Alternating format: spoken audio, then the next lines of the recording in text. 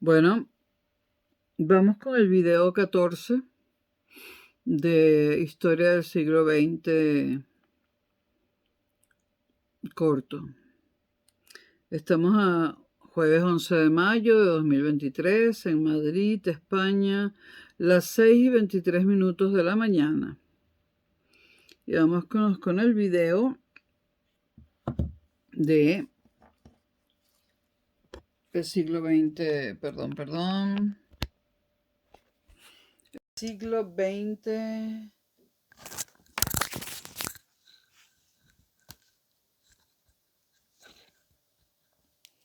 Bueno, repito, no sé si se grabó bien.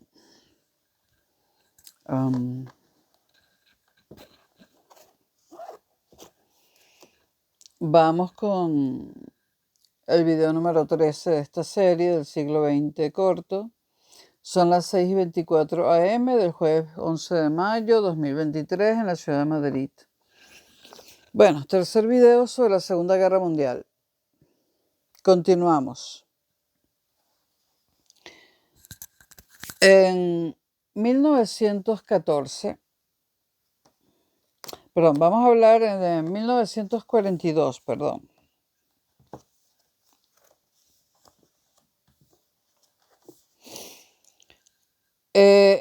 1942 fue el año del dominio del eje, del dominio de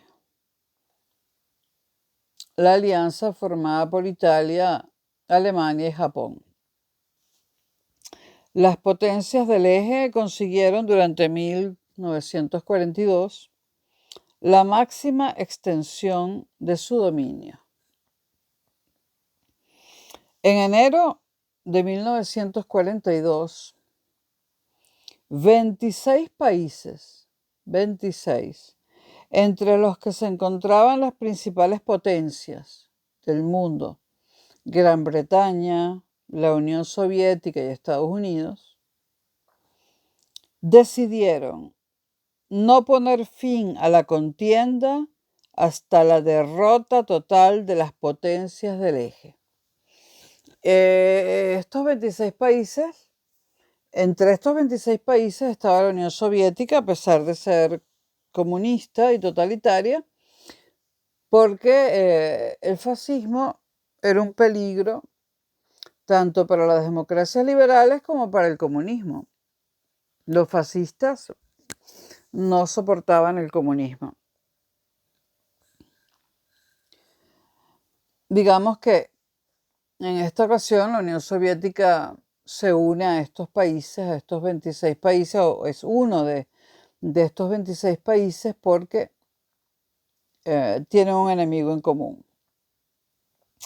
Estados Unidos y Gran Bretaña acordaron coordinar sus actuaciones bélicas a través de un Estado Mayor combinado y decidieron dar prioridad a la guerra en Europa, postergando la guerra del Pacífico a la derrota de Alemania. Es decir, primero querían derrotar a Alemania y luego a Japón. Primero a Alemania y a Italia. O sea, primero Europa y después derrotar a Japón en el Pacífico.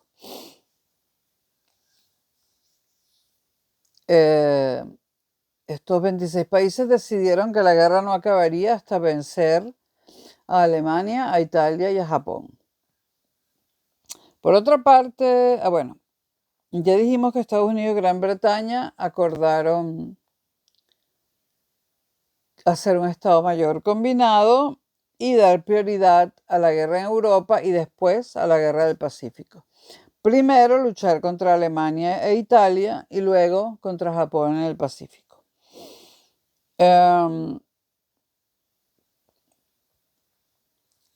Mientras se trata de resolver el cuadro bélico que hay en Europa, los japoneses, mientras tanto, logran importantes avances tras el ataque a Pearl Harbor.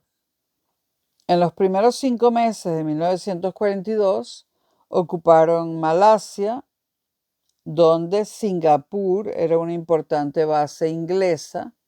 O sea que en este sentido, con lo de Malasia se atacan a los intereses ingleses, ¿no?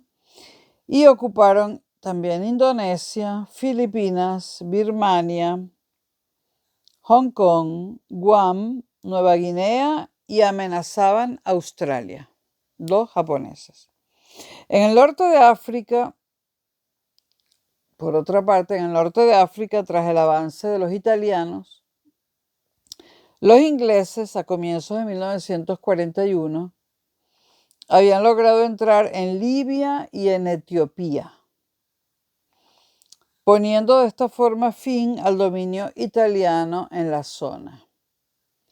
El protagonismo pasó a manos del Afrika Korps, esa parte del ejército alemán destinada al norte de África, del Afrika Korps de Rommel, el zorro del desierto o algo así, busquen la película, que a mediados de 1942 había penetrado en Egipto.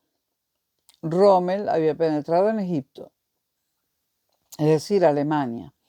Los Panzers, los tanques alemanes, lograron avanzar a finales de agosto hasta el Alamein, localidad situada a 100 kilómetros más o menos de Alejandría, con lo que la amenaza se cernía sobre el canal de Suez.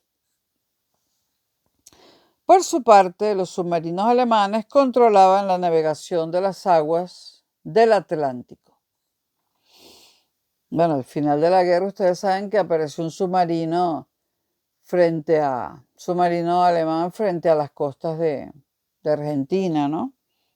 Bueno, a principios de 1942, Estados Unidos no estaba completamente preparada para la guerra y pasaba por un momento de movilización y producción de material bélico. Durante buena parte del año 1942, los barcos ingleses y norteamericanos sufrieron ataques germanos, incluso cerca del continente americano, lo que imposibilitaba la salida de tropas estadounidenses con destino a Europa por el asedio de los submarinos alemanes a todas las naves americanas e inglesas que surcaban el Atlántico.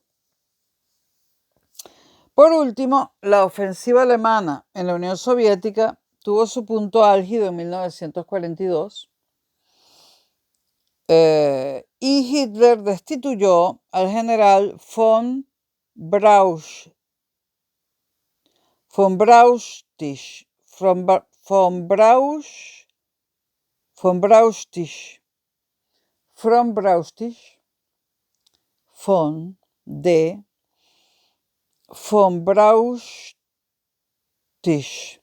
jefe de las unidades invasoras a la Unión Soviética. Y Hitler toma el mando de las operaciones. Hay varias películas que muestran el desacuerdo de los generales alemanes con su jefe Hitler acerca de que dirija él las operaciones. Ya en este momento el generalato alemán se estaba empezando a dar cuenta que era muy probable que pudiesen perder la guerra, ¿no? Por eso Hitler toma el mando. Destituye a von Brauchitsch y toma el mando de las operaciones para la invasión de la Unión Soviética. En mayo de 1942 intensificó el ataque sobre Crimea. Crimea, que ahora es rusa, de facto, aunque legalmente pertenezca a Ucrania, ¿no? Pero es rusa de facto desde 2014. Bueno, Alemania intensifica el ataque sobre Crimea y en los meses siguientes dirige sus fuerzas hacia los campos petrolíferos del Cáucaso y la ciudad de Stalingrado, donde más de 22 divisiones intentaron cruzar el Volga. Los rusos perdieron en esta batalla, la de Stalingrado, que ha sido considerada como la más atroz de toda la guerra, y quizás la más atroz de cualquier guerra que haya habido. Los rusos perdieron en Stalingrado, repito, a más hombres que los Estados Unidos en todas las acciones bélicas durante la contienda. Igual de terrorífico fue el asedio de Leningrado, que duró 900 días, casi 3 años, desde septiembre de 1941 hasta enero de 1944. En la ciudad de Leningrado cayeron una media de 250 proyectiles diarios. Hubo más de 1 millón de muertos de una población de 2,5 millones. Y los habitantes de Leningrado utilizaron los cadáveres como alimento. La resistencia rusa en todos y cada uno de los frentes fue excepcional. En unos momentos extremadamente delicados. La cuenca industrial del Don estaba ocupada, al igual que la zona de Ucrania, lo que provocaba escasez de alimentos a los rusos. Y el abastecimiento de petróleo del Cáucaso no estaba asegurado. Los dirigentes soviéticos decidieron el traslado de la industria hacia el este, hacia los Urales y Siberia. Con esta decisión se aseguraban la continuidad de una producción que, a pesar de todo, no había sido seriamente dañada. Todo esto comenzó a cambiar desde finales de 1942. Este dominio del eje en la guerra, en la Segunda Guerra Mundial. Los estadounidenses, bajo el mando del general Douglas MacArthur, el famosísimo general MacArthur, consiguieron victorias importantes en la primavera de ese año, de 1942, en el Mar del Coral y en Midway, que liberaron a Australia de la presión japonesa. Recuerden que Australia forma parte de la Commonwealth, ¿no? Parte del Imperio Británico. Al final de año, los americanos desembarcaban en Guadalcanal, en las Islas Salomón, lo que suponía el fin del avance japonés y el inicio de la contraofensiva. Por otra parte, la fuerza submarina alemana fue perdiendo efectividad en el Atlántico, con lo que los aliados empezaron a planificar la invasión de Europa a través de Inglaterra. Por otra parte, en el norte de África, las tropas inglesas, dirigidas por Montgomery, otro general muy famoso, lograron contener en octubre de 1942 a los alemanes en el Alamein. Y un mes más tarde, el general Eisenhower, al mando de las tropas estadounidenses, lograba desembarcar y avanzar desde el oeste. Ambos ejércitos, el inglés dirigido por Montgomery y el estadounidense dirigido por Eisenhower, acorralaron a Rommel en Túnez, donde lo vencieron en mayo de 1943.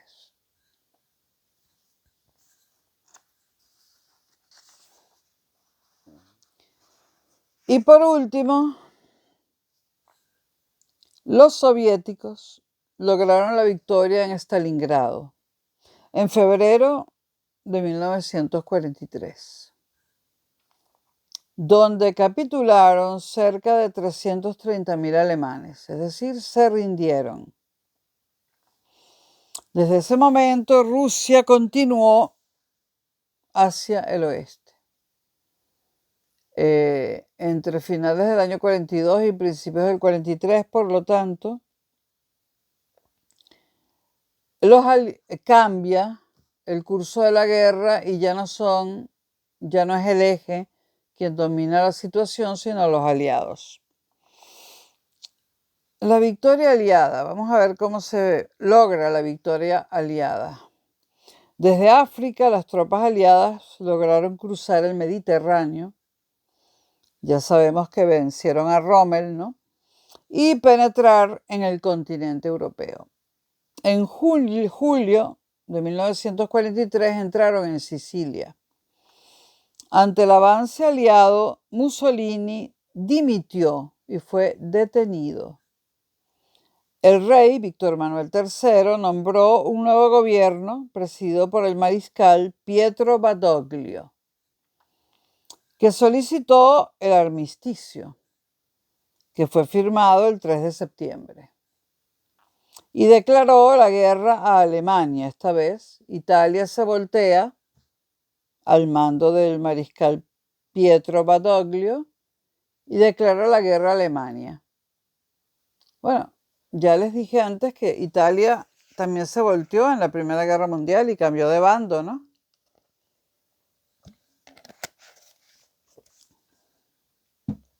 Total que este señor, Pietro Badoglio, que reemplaza a Mussolini, le declara la guerra a Alemania. Desde este momento, Italia fue admitida como co-beligerante, porque los aliados tampoco confiaban mucho en Italia, co-beligerante por los aliados. Los alemanes invadieron el norte de Italia, mientras tanto, ¿no? Y Mussolini lograba escapar de su encierro ayudado por tropas alemanas el 22 de septiembre. Es decir, los alemanes liberan a Mussolini y este se desplaza al norte de Italia, donde fundó la República Social Italiana o República de Salò, bajo protección alemana. El 4 de junio de 1944, los aliados entraban en Roma. Y en abril de 1945, los partisanos detenían a Mussolini cuando intentaba huir. El duce fue fusilado y descuartizado. Este fue el final de Benito Mussolini.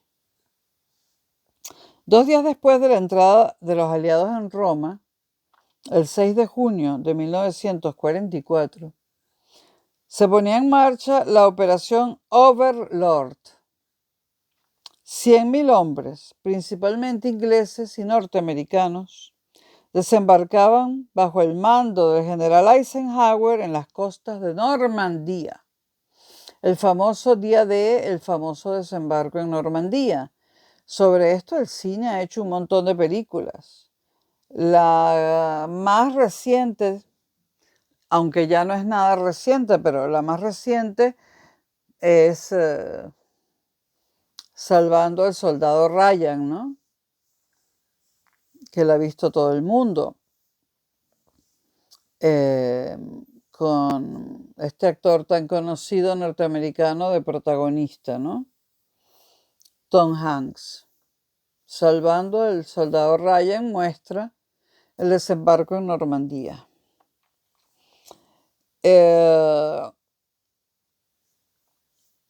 Repito, 100.000 hombres, sobre todo ingleses y norteamericanos, desembarcan bajo el mando de Eisenhower en las costas de Normandía, costas francesas. Esta acción fue el mayor desembarco de tropas por mar que se había realizado en la historia del mundo. Y creo que no se ha superado todavía. Un mes después, el número de efectivos desembarcados superaba el millón de hombres. El avance en esta zona fue mucho más complicado que la entrada de los aliados por el sur de Italia, debido en gran medida a las importantes fortificaciones construidas por el ejército alemán. También hay un documental, no sé si en el History Channel, en Netflix, sobre las fortificaciones que los alemanes muy tempranamente construyeron al norte de Francia, es decir, en Normandía, para evitar precisamente un desembarco de tropas enemigas. La liberación de París tuvo lugar el 25 de agosto. Mientras en el sur los aliados lograron desembarcar en Provence el 15 de agosto y ocupar Marsella el día 23 de agosto. Ambos contingentes se unieron en la zona de Dijon a mediados de septiembre. A finales del mismo mes cruzaban la frontera con Alemania en dirección a Berlín. Francia había sido liberada. En el frente ruso, ¿qué estaba pasando? En el frente ruso, el avance de las tropas soviéticas fue continuo. En 1944 los rusos expulsaron a los alemanes de Ucrania, de la Rusia Blanca, de los estados bálticos y de Polonia Oriental. Y de paso se quedaron con Ucrania, con los estados bálticos y con Polonia completa, la Unión Soviética, ¿no? En agosto del mismo año llegaban a Varsovia y en los meses siguientes a Rumanía, Bulgaria y Hungría. Estos tres países que no habían tenido más remedio que someterse a la Alemania nazi, ¿no? Y claro, se los queda a la Unión Soviética, ya lo veremos más adelante, ¿no? Por esa época ocurre la liberación del mayor campo de concentración exterminio nazi, Auschwitz. Auschwitz es liberado el 27 de enero de 1945. En Auschwitz murieron más de 3 millones de personas, en su mayoría judíos, aunque yo no estoy muy segura que esas cifras sean del todo exactas. No me refiero a los 3 millones, puede que hayan sido 3 millones. Me refiero a que la mayoría eran judíos, no estoy tan segura. Claro que había judíos, pero eran más del 50%, no estoy tan segura.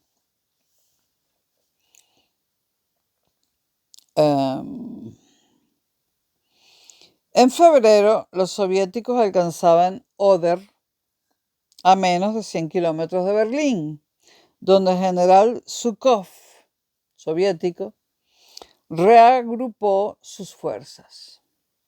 Al mismo tiempo, los aliados también detuvieron sus efectivos en el oeste, cerca de Berlín. Entonces, en el este, a 100 kilómetros de Berlín, se detienen los soviéticos. Y en el oeste de Berlín se detienen los aliados. Eisenhower permitió que fueran las tropas rusas las primeras en entrar en la capital alemana. Esto depende de qué autor se lea, qué historiador se lea. Hay historiadores que dicen que simplemente Rusia llegó y entró a Berlín. No le pidió permiso a los Estados Unidos. Entró y llegó primero a Berlín. Bueno, lo que sí es seguro es que llegó Rusia primero a Berlín, es decir, la Unión Soviética, los rusos, los soviéticos. Pero de lo que no estoy segura, aunque muchos libros escritos por historiadores españoles lo dicen, es de que Eisenhower le haya dicho a los rusos: entren ustedes primero a Berlín, entren ustedes primero a Berlín. Es una condescendencia de parte de Estados Unidos. De eso no estoy muy segura. El caso es que, según algunos autores, Eisenhower permitió que entraran primero los rusos. Según otros autores, llegaron primero los rusos y punto. ¿Por qué Eisenhower permitió que fueran las tropas rusas las primeras en entrar en la capital alemana? Según algunos autores españoles, esto se hizo o lo hizo Eisenhower como reconocimiento del gran sacrificio realizado por el pueblo ruso durante la guerra. Los habitantes o la población de Berlín, es decir, los civiles que quedaban allí, no querían que entraran primero los rusos. Preferían que entraran primero franceses, ingleses y norteamericanos, porque tenían miedo de lo que los rusos les iban a hacer, ¿no? Ahí también hay un libro que se llama Una mujer en Berlín o algo así, Una mujer en Berlín en 1945. Algunos historiadores señalan, la mayoría de los historiadores señalan que fue la Unión Soviética, es decir, los soviéticos, es decir, los rusos, los que perpetraron las violaciones en masa de todas las mujeres berlinesas al llegar a Berlín en 1945. Según fuentes minoritarias, estas violaciones las ejecutó el ejército no aliado, o sea, no todos los aliados, el ejército norteamericano. Específicamente, soldados afro-norteamericanos. Afroamericanos. Se nos ha dicho siempre que la mayor parte de las violaciones a las mujeres las perpetraron los rusos.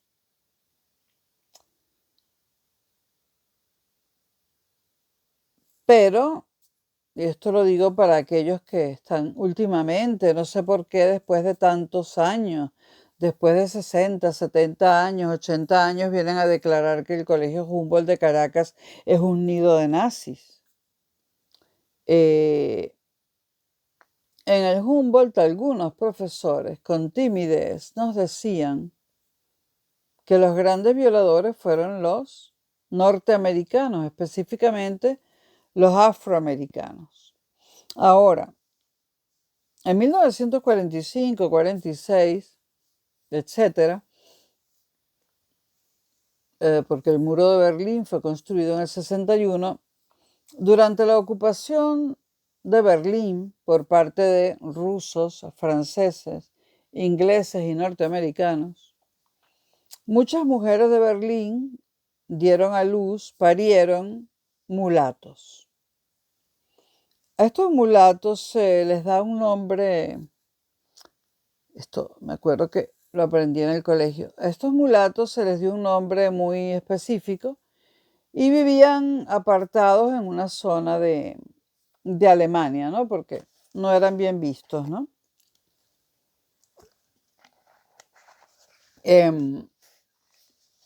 Los norteamericanos dicen, y los ingleses también lo dicen, que estos mulatos fueron hijos, productos de relaciones amorosas entre los soldados afroamericanos y las mujeres alemanas, pero que eso no fueron violaciones, sino que estas mujeres desesperadas se echaron en brazos de los afro-norteamericanos y que incluso se enamoraron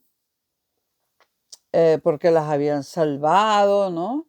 De los malos alemanes, o es que eran sus propios compatriotas, ¿no?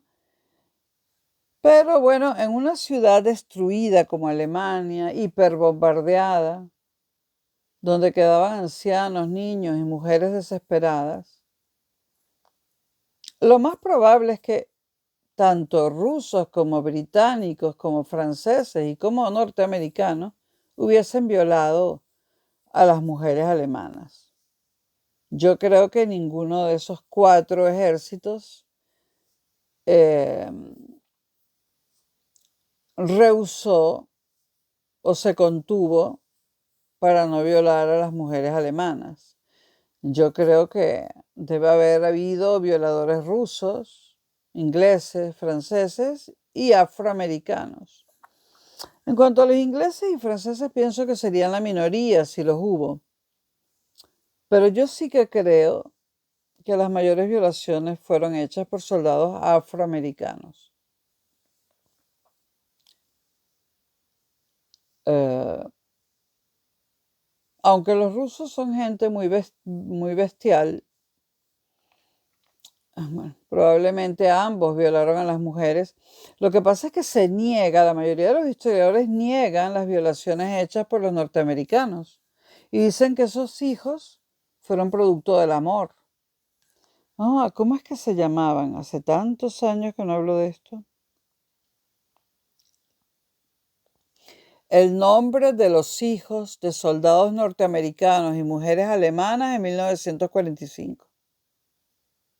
Según Wikipedia, el término niño de guerra se utiliza comúnmente para los niños nacidos durante la Segunda Guerra Mundial y sus secuelas, particularmente en relación con los niños nacidos de padres de las fuerzas de ocupación alemanas. Claro, niños de la guerra, ¿no? Pero dentro de esos niños de la guerra estoy buscando los mulatos, que fueron los hijos de las alemanas con los soldados afroamericanos.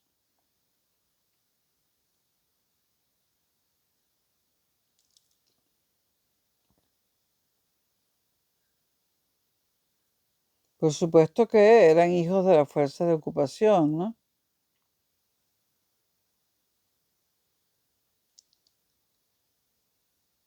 Vamos a ver si tienen un nombre.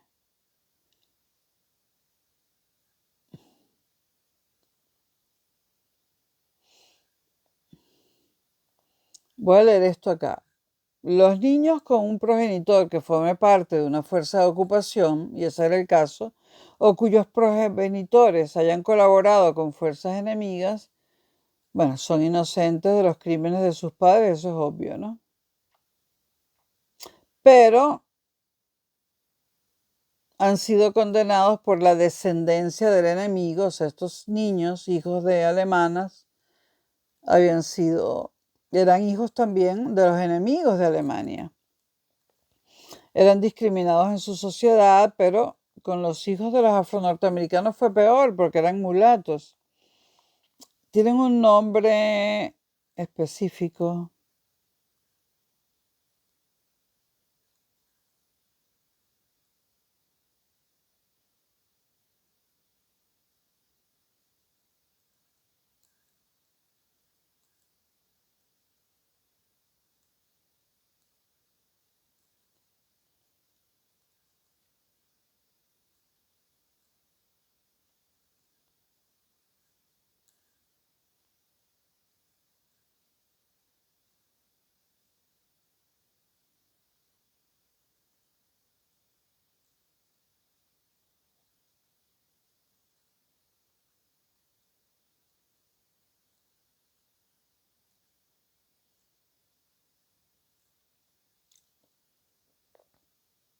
Cientos de miles de niños nacieron producto de las violaciones, según Wikipedia. Bueno, Lebensborn, pero Lebensborn no es el nombre que estoy buscando.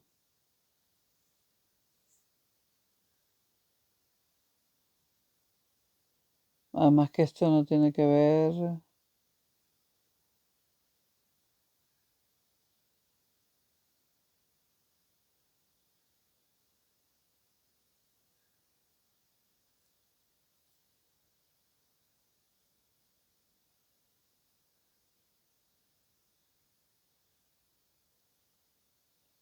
Estoy buscando el nombre de los hijos de los afronorteamericanos.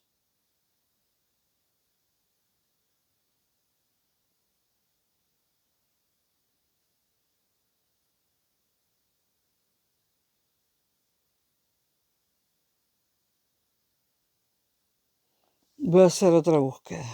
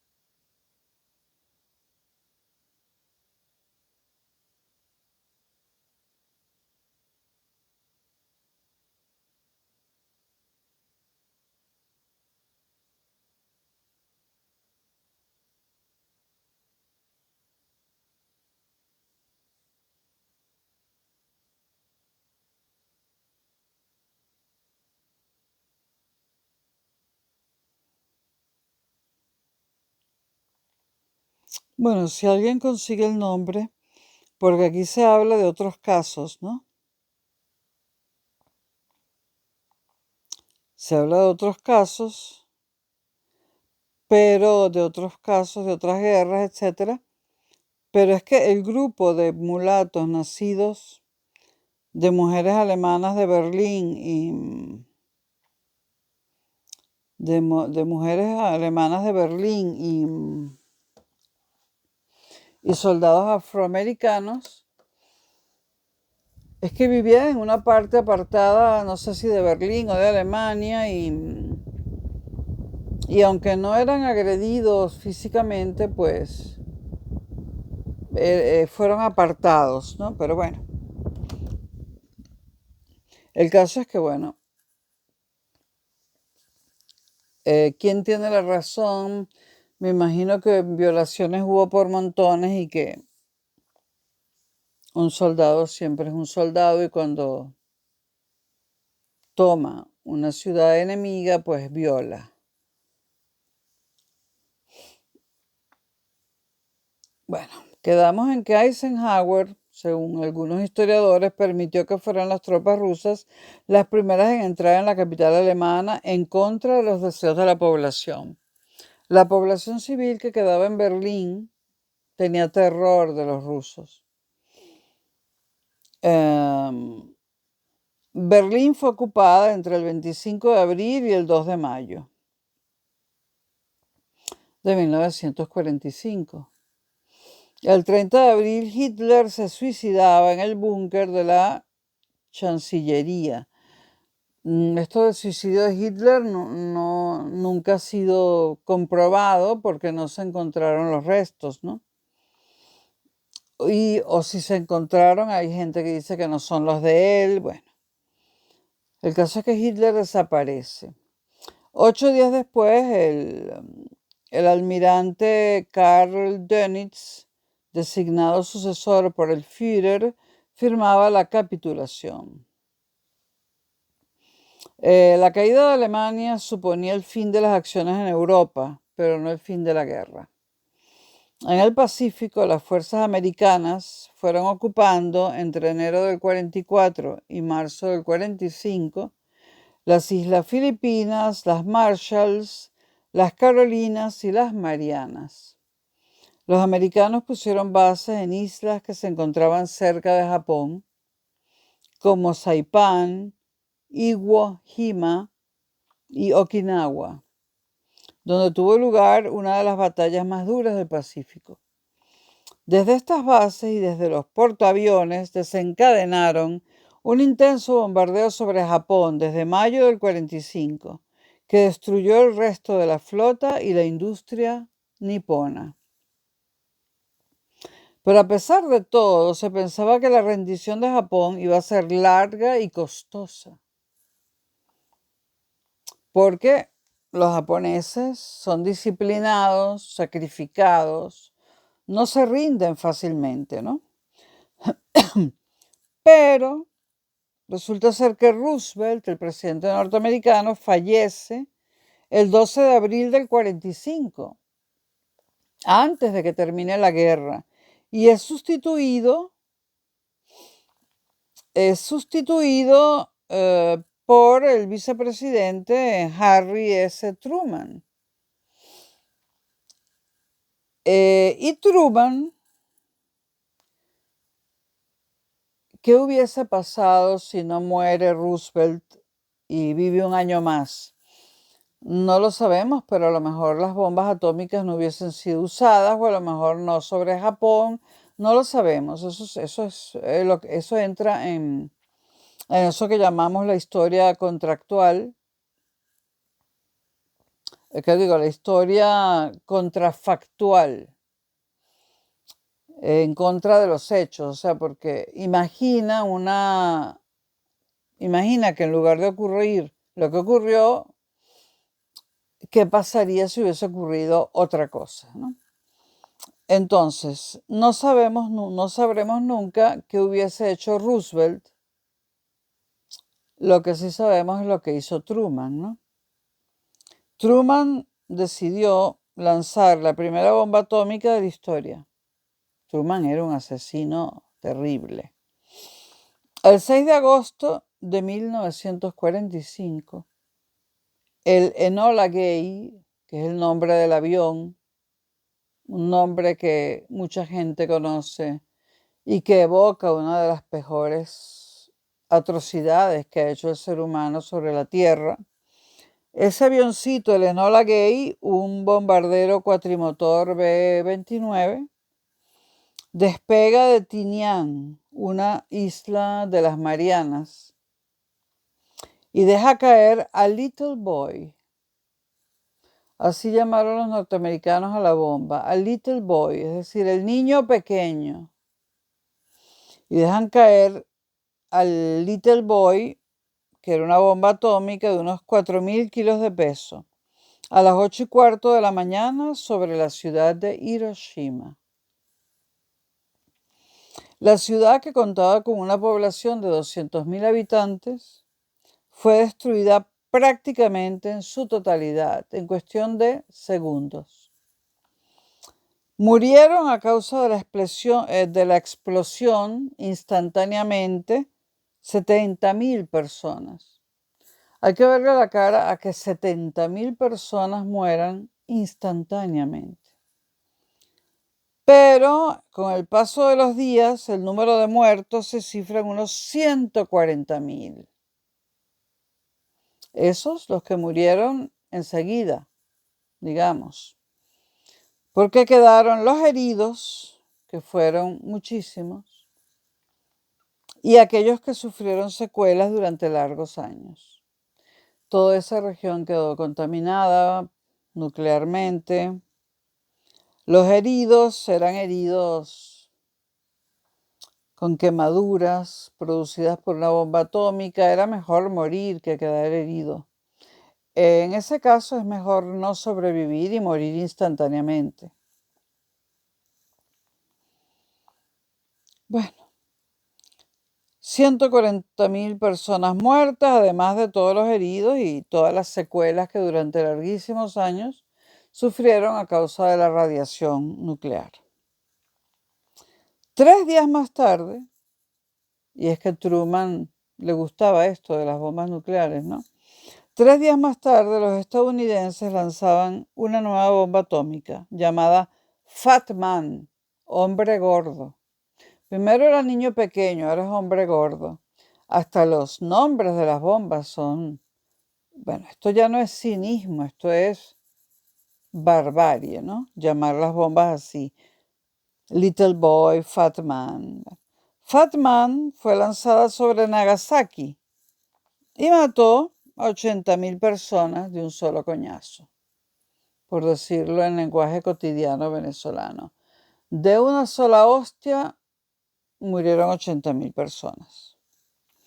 140.000 en Hiroshima, 80.000 en Nagasaki, y además de todos los heridos y las secuelas por la radiación nuclear durante años, y todavía hoy en día.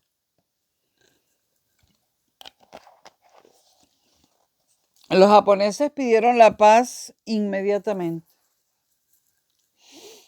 El 2 de septiembre de 1945 firmaban la rendición a bordo del acorazado norteamericano Missouri. Japón pasaba a ser ocupado por Estados Unidos, aunque mantenía a su emperador Hirohito como jefe de Estado.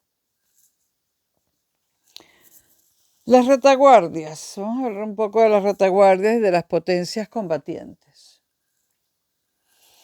La Segunda Guerra Mundial fue, al igual que la Gran Guerra o Primera Guerra Mundial, una guerra total, ya lo dijimos.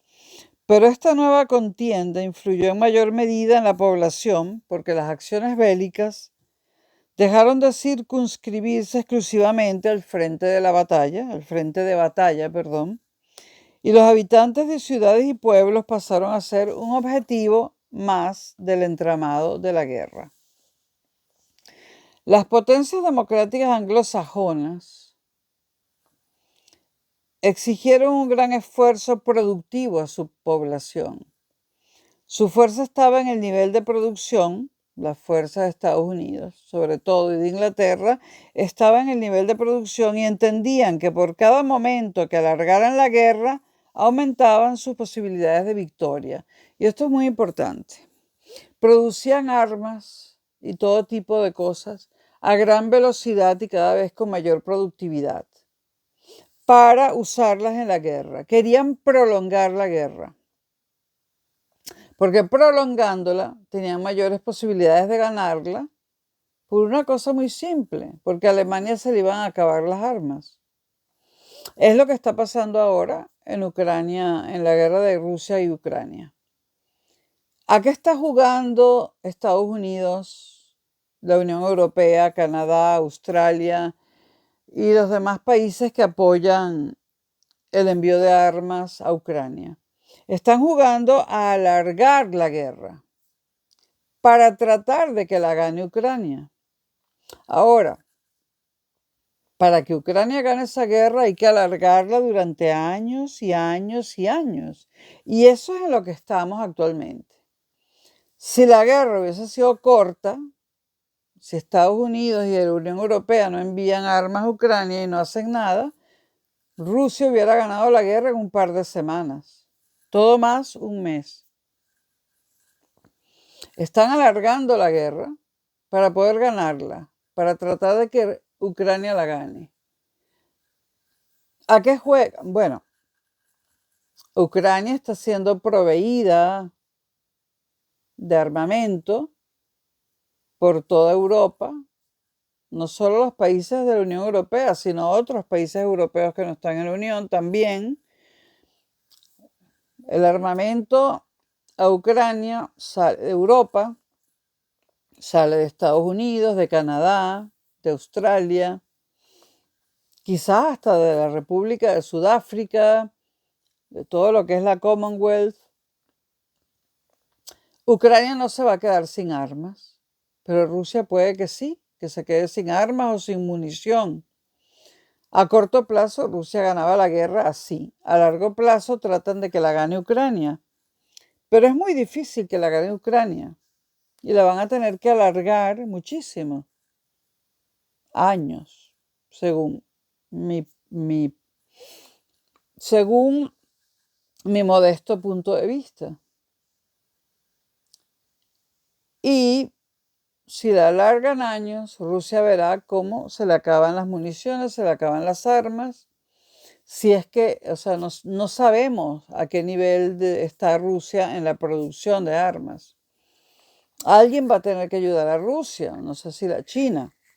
El caso es que si Rusia se le acaban las municiones y ve que Ucrania podría ganar una guerra, que en realidad no es Ucrania quien la está librando, sino el mundo entero contra Rusia, Putin podría utilizar armas nucleares o químicas o biológicas, yo qué sé, y eso, pues, evidentemente, para Europa sería fatal, para la propia Rusia también, porque harían lo mismo con ella, pero la mayor destrucción sería siempre donde siempre es, en Europa, aunque las consecuencias serían mundiales. Esto es muy peligroso lo que están haciendo con Ucrania. Muy peligroso alargar esa guerra, sumamente peligroso. Es muy peligroso que Rusia se quede sin municiones, porque Putin no se va a rendir ni va a perder esa guerra. Usará armas nucleares, es que ya lo ha dicho. Bueno, ¿y qué están haciendo los aliados, por decirlo así? Lo mismo que en la Segunda Guerra Mundial y lo mismo que en la Primera.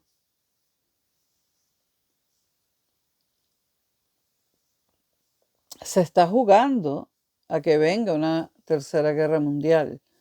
Ahora, esta guerra que hay, esta guerra que se pelea entre Ucrania y Rusia, aunque realmente es Estados Unidos y todo el mundo mal llamado democrático, bueno, la democracia moderna,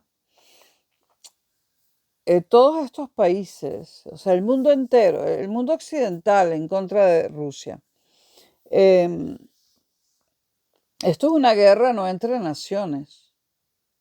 Olvídense de eso, es una guerra ideológica. Es una guerra del capitalismo financiero en manos de los judíos e inventado y creado por los judíos y respecto al cual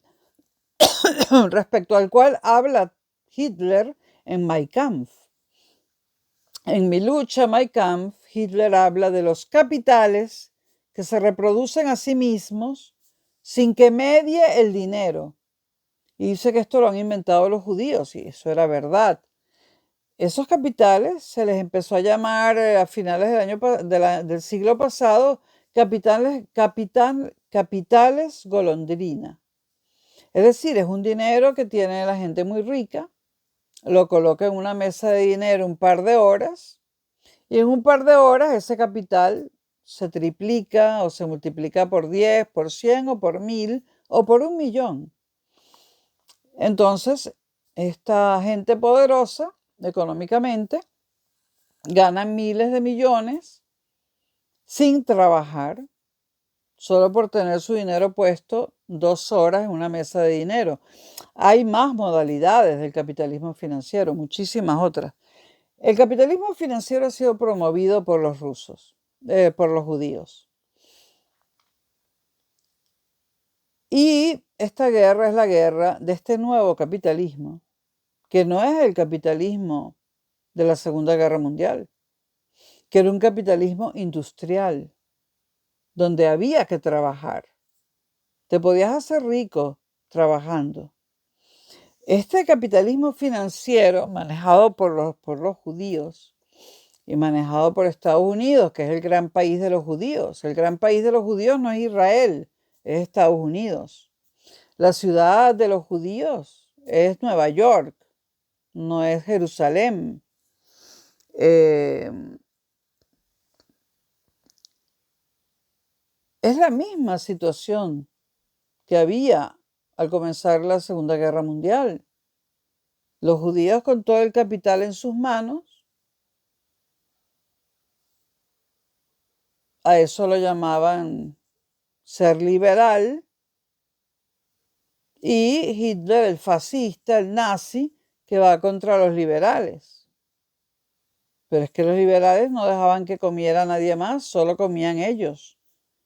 Y esa metáfora de comer, extiéndanla a todo lo demás.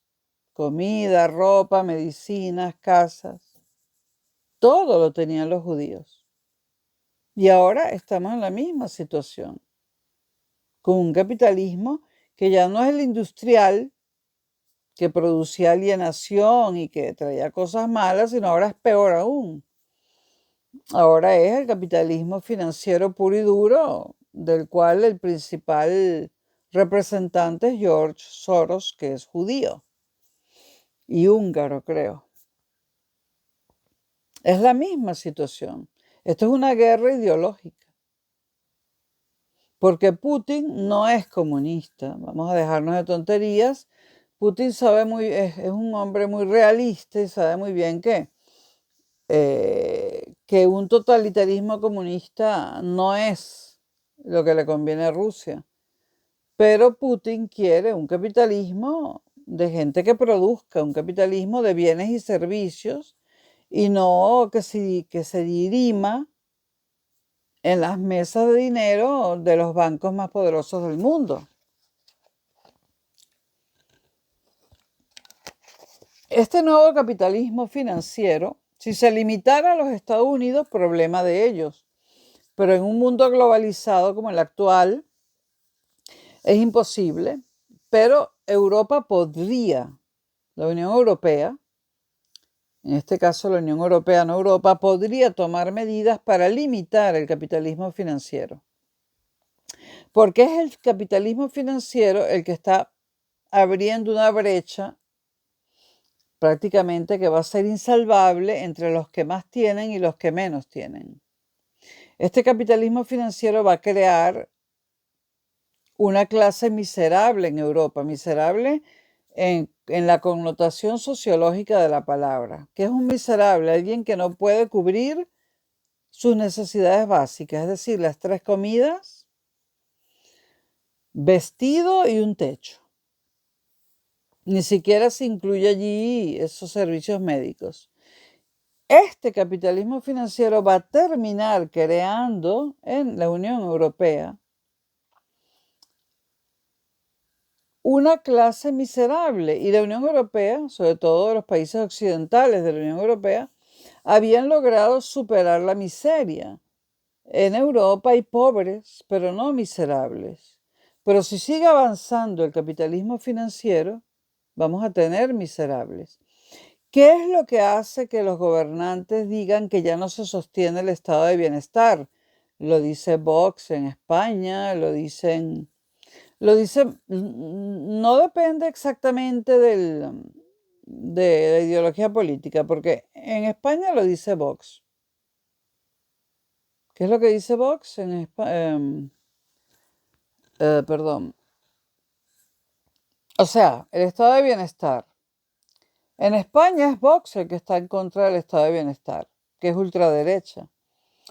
Pero en Francia es Macron, que también es de derechas, pero no es un partido de extrema derecha como Vox. En Francia es Macron el que está podando, limitando cada vez más el estado de bienestar. Y así en todos los países europeos, hasta que acaben con el estado de bienestar. Los judíos no soportan que exista un estado de bienestar. Ahora son un problema mundial. Cuando digo mundial me refiero al mundo occidental, porque la mayor parte de Asia funciona de otra forma. Allí no hay judíos. Pero estamos hablando del mundo occidental. Hablar de antisemitismo y de racismo es desviar la atención sobre el verdadero problema, ¿no? ¿En qué parte dice Hitler, en qué parte de Mein Kampf dice Hitler que los alemanes son superiores, que son una raza superior y que los judíos son inferiores? En ninguna parte. No era racismo lo de Hitler, ni superioridad o inferioridad. Era tratar de salvar a los no judíos alemanes, donde quiera que viviesen, y al desmembrarse el imperio germánico, había alemanes viviendo en Austria, en Chequia, en Checoslovaquia, en Polonia, etcétera, ¿no? Hitler lo que hace es expandirse para reunir a todos los alemanes en una sola nación y luego de hacer eso, expandir el territorio. El problema ahora es occidental y no se puede decir, pero yo lo digo, ¿no? Bueno,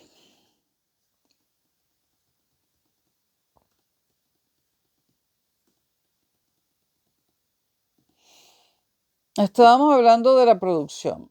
Las potencias democráticas anglosajonas, están hablando de Estados Unidos e Inglaterra, pero sobre todo Estados Unidos, exigieron un gran esfuerzo productivo a su población, ya lo dije, ¿no?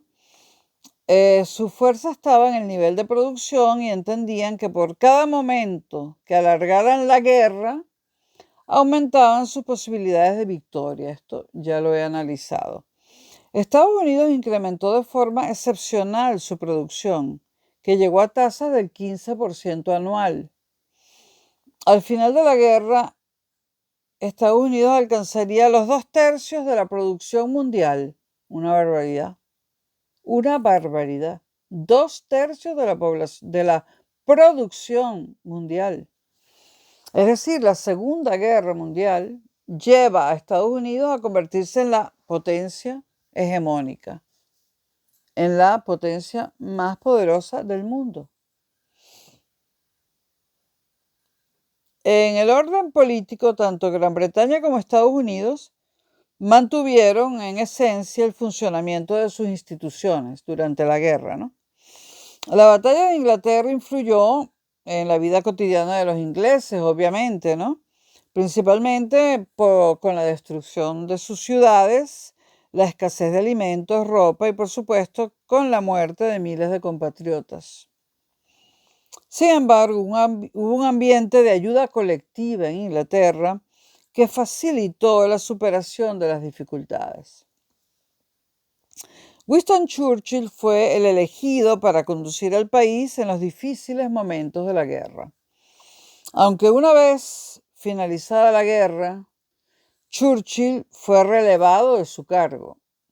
Los ingleses reconocían la actuación de su primer ministro durante la contienda, pero dudaban de su capacidad para gestionar los nuevos tiempos de paz en los que los avances sociales deberían ser importantes. Uno de los problemas fundamentales a los que tuvo que enfrentarse Gran Bretaña fue la pérdida de control sobre sus colonias.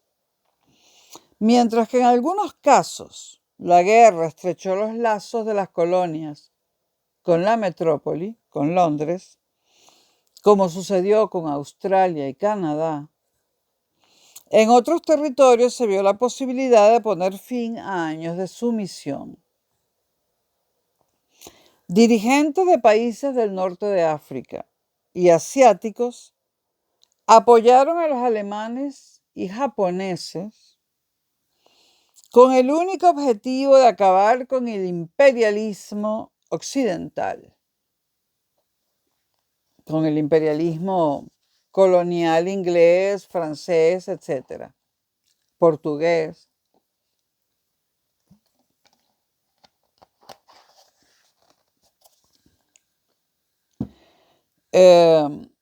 La defensa inglesa del colonialismo les separaba de su gran aliado, que era los Estados Unidos.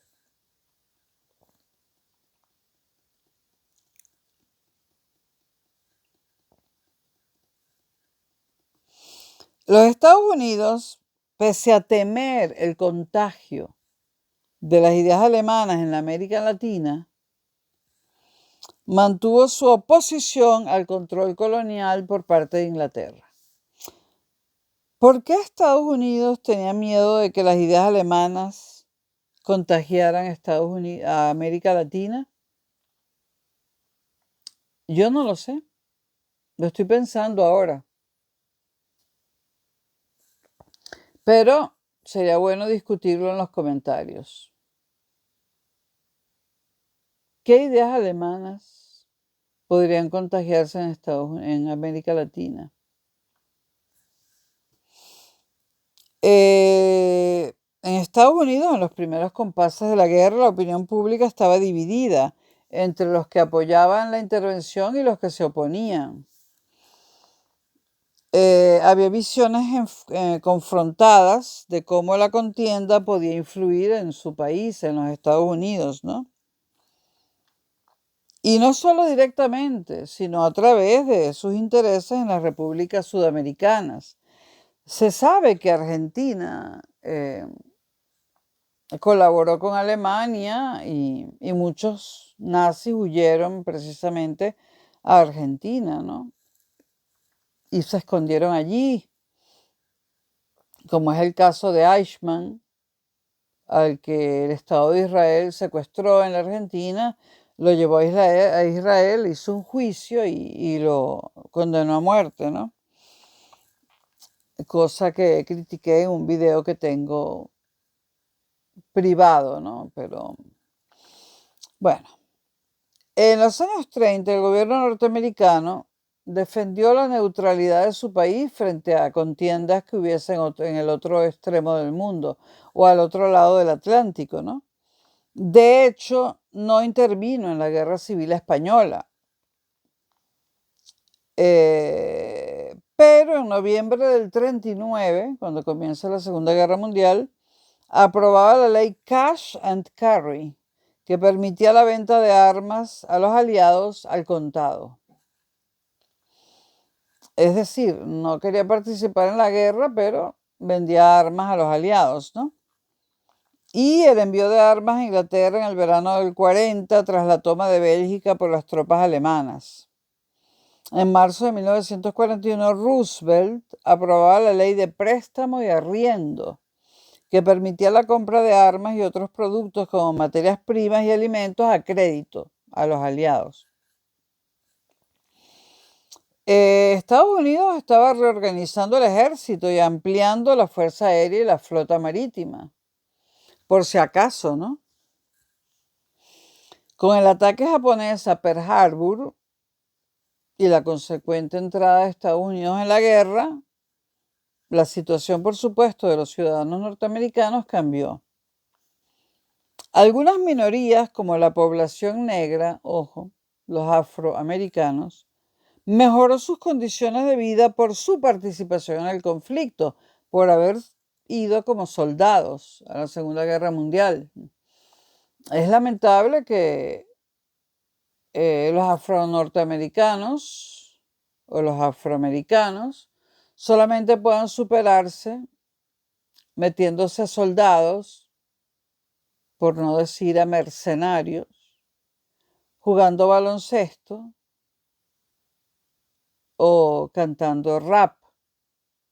Ya es hora de que se superen de alguna forma distinta, si es que tienen esa capacidad. Sí, lo pongo en duda.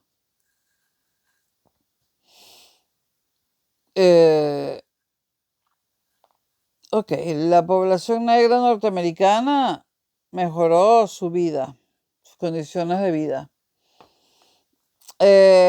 Mientras que los japoneses que vivían en Estados Unidos, o incluso los hijos de japoneses que eran norteamericanos, y la gran mayoría de los japoneses que vivían en Estados Unidos eran norteamericanos, pues durante la guerra perdieron sus derechos y fueron internados en campos de concentración ante una posible colaboración con el enemigo. Sí, en Estados Unidos hubo campos de concentración de norteamericanos de origen japonés y no se deshicieron inmediatamente después de 1945. Se mantuvieron un tiempo más. Hay películas y reportajes sobre eso también en los canales de historia y documentales, etc. Por cierto que cuando en la Segunda Guerra Mundial, cuando Stefan Zweig, Hannah Arendt, Thomas Mann y todos estos miembros de la intelectualidad judía europea llegan a Estados Unidos, a Nueva York específicamente, a exiliarse y para que no los mataran, se encuentran con que aquellos que eran alemanes son vigilados de cerca por los Estados Unidos, y porque los Estados Unidos no solo los veían como judíos que huían, además que no se sabía muy bien lo de los campos de concentración. Dicen los norteamericanos que ellos no lo sabían sino hasta que terminó la guerra. Entonces los norteamericanos no veían llegar a un judío, aunque fuera judío, veían llegar a un alemán. Y entonces los ponía nerviosos, porque Alemania era su enemigo. Este tipo de cosas, esto fue una de las razones que motivó a Stefan Zweig para abandonar Nueva York y radicarse en Petrópolis, en Brasil, donde el dictador de Brasil, Getúlio Vargas, pues le ofreció asilo, ¿no? Y finalmente Stefan Zweig se suicida en Brasil porque no puede soportar que el mundo que conocía y donde él era una gran figura, y su ciudad, Viena, que todo eso dejara de existir, y que aunque la guerra terminara con la derrota de Alemania, Europa nunca volvería a ser la misma. Por eso su autobiografía se llama El mundo de ayer. a él le interesaba ese mundo con el cual la Segunda Guerra Mundial estaba acabando. Y él sabía que ese mundo no volvería. Posiblemente volvería la paz a Europa, pero no el mundo europeo que a él le gustaba, y decide suicidarse, arrastrando a su joven esposa al suicidio también, ¿no?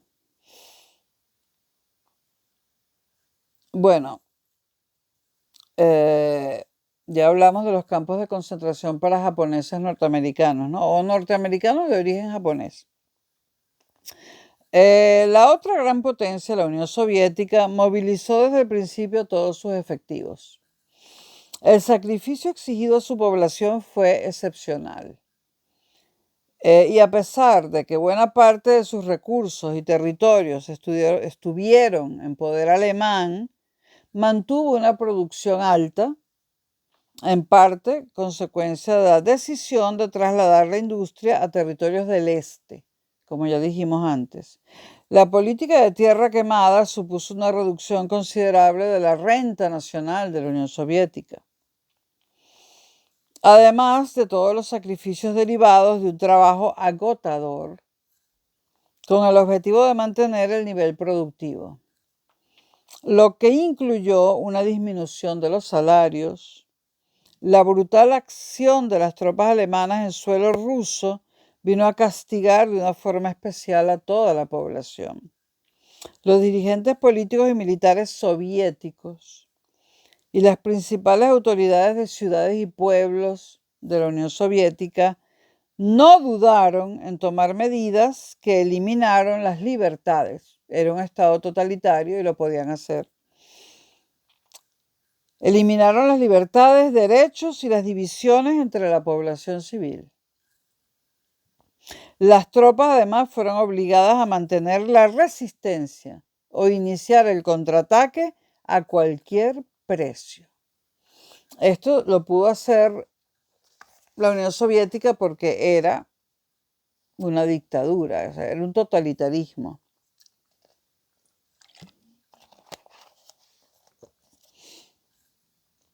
La Segunda Guerra Mundial en la Unión Soviética se convirtió en la Gran Guerra Patriótica, que logró aunar el sentimiento nacional, es decir, que los dirigentes soviéticos supieron sacarle partido a la Segunda Guerra Mundial.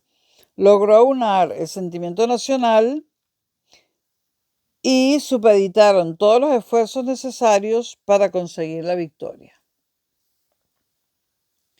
La victoria de la Unión Soviética sobre Alemania la celebran con un desfile militar todos los años en Rusia.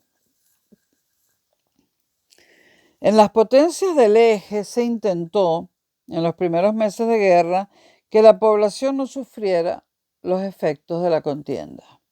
En Alemania, por ejemplo, los ciudadanos no soportaron ningún tipo de restricción de alimentos y no había racionamiento alguno al principio.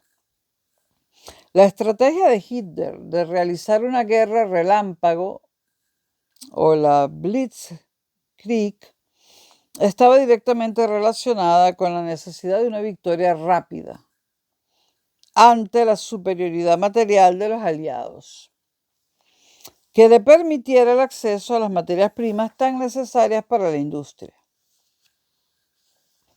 Una industria que durante los primeros años, hasta el inicio de las derrotas de 1943, hablo de Alemania, siguió manteniendo un nivel de producción bélico en torno a tan solo un 16% en el 43, para llegar en 1944 al 40%.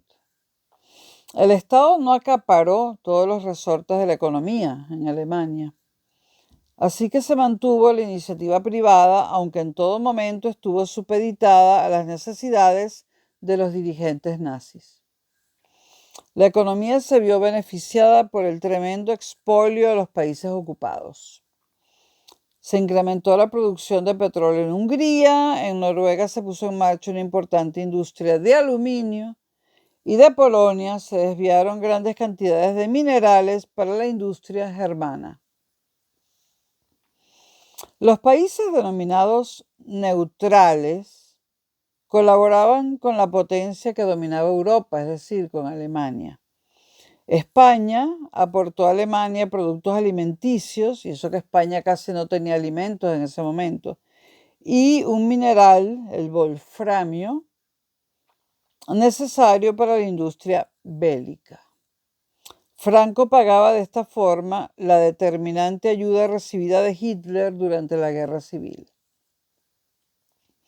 En cuanto a la mano de obra en las fábricas, no fue suplida con mujeres alemanas, en parte por la propia ideología nazi, pero también porque el régimen utilizó la mano de obra forzosa compuesta por prisioneros, miembros de razas consideradas inferiores, o por los propios alemanes opositores al nuevo orden. Es decir, los alemanes, aunque no fueran judíos que se oponían al nazismo, pues también fueron hechos prisioneros y también tuvieron que trabajar forzosamente. Se cifra en 7 millones de extranjeros los trabajadores en la industria alemana en 1944. Prisioneros todos, 7 millones. La nueva sociedad nacida de la victoria nazi, porque al principio era una victoria, implicaba la unidad de pensamiento, con lo que se exacerbó el totalitarismo y con ello la marginación y eliminación de cualquiera que disintiera con las bases del Estado Nacional Socialista. Eliminación que alcanzaba a aquellos que sufrían alguna disminución física y no eran productivos para la sociedad.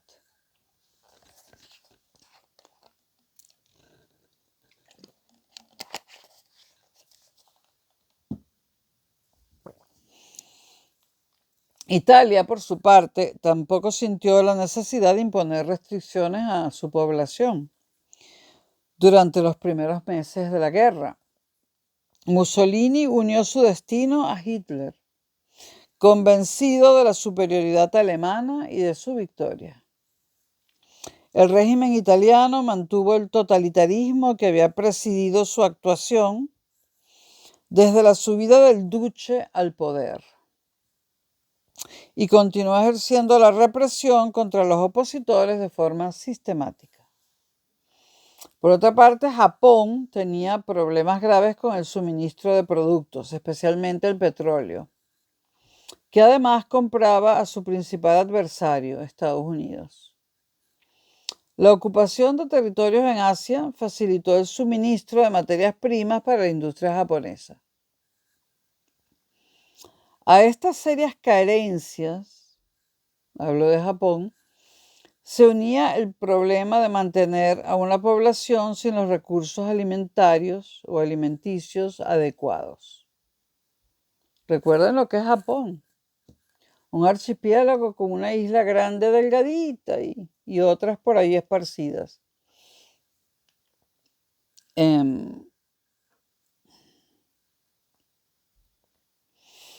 Entonces, no había recursos alimenticios adecuados en Japón y esta era la base o la justificación que Japón daba para efectuar su expansión colonial, es decir, para efectuar la ampliación de su territorio.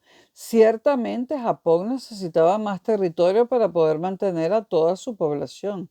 Esto es verídico. En contrapartida a estas limitaciones económicas, la sociedad japonesa estaba educada en una férrea disciplina, consecuencia de la cultura japonesa y de una larga e importante tradición militar. Sus enfrentamientos bélicos con otros países en las últimas décadas se habían saldado con victorias, lo que unido a su avanzada tecnología militar y su concepto de honor y patriotismo, hacían de ellos un enemigo difícil de batir.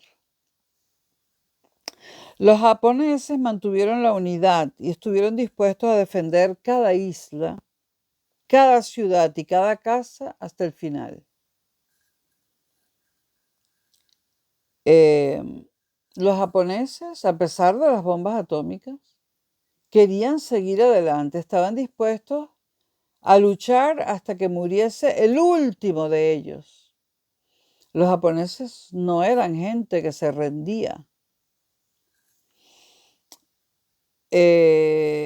Solamente la sobrecogedora experiencia de las explosiones nucleares doblegó su espíritu de resistencia, pero no el de todos.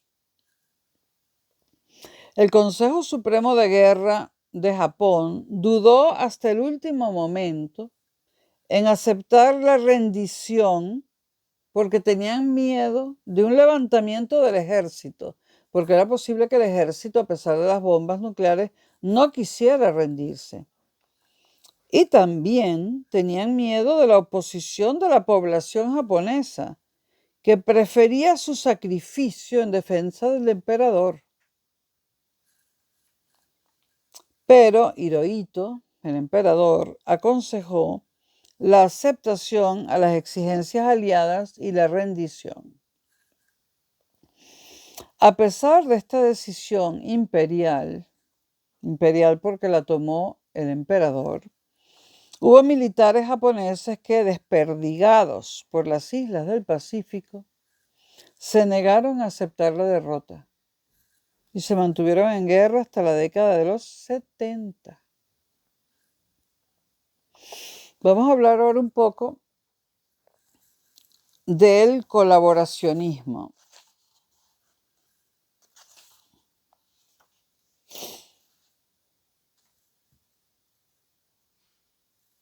No, terminamos acá y grabo un cuarto video de la Segunda Guerra Mundial. Nos vemos ahora.